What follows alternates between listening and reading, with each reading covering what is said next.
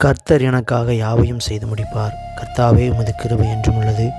உம்முடைய கரத்தின் கிரியைகளை நெகிழ விடாதிருப்பீராக. சங்கீதம் 138 8வது வசனம். இந்த காலை வேளையிலே கர்த்தருடைய வசனம் இவ்விதமாக சொல்கிறது, கர்த்தர் எனக்காக யாவையும் செய்து முடிப்பார்.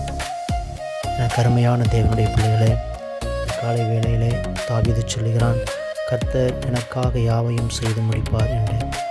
தாவீது ஒரு பெரிய ராஜாவாக இருக்கிறார்.